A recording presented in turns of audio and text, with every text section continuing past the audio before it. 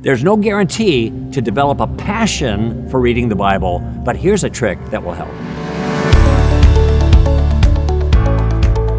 There is no question that one of the most important things to stabilize our life as a Christian, an ambassador for Christ, is regular, thoughtful, productive times in Scripture, in God's Word, because the Word continues to remind us of what reality is like.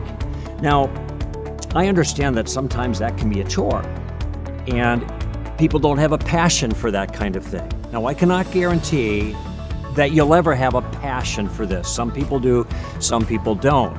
But I have an idea how it could become more enjoyable or maybe easier, and it's something that I do myself for this reason, and that is I have a plan.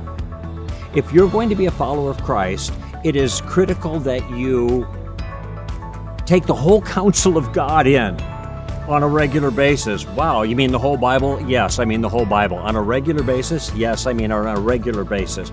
And specifically, I mean that we need to be in the practice of reading through the entire Scriptures and then starting all over. Now, many people have a Bible through the year kind of deal, or Bible in a year. You can Google that idea and you can get forms that will allow you to check off what you've read. That's what I do.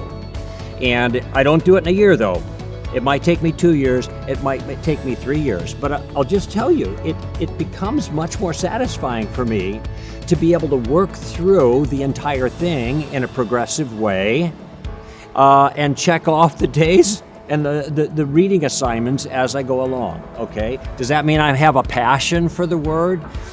Not necessarily. Sometimes I'm passionate, sometimes I'm not. I still need to have regular meals from the Word of life, and that's one way that you might practice to help you do that more effectively.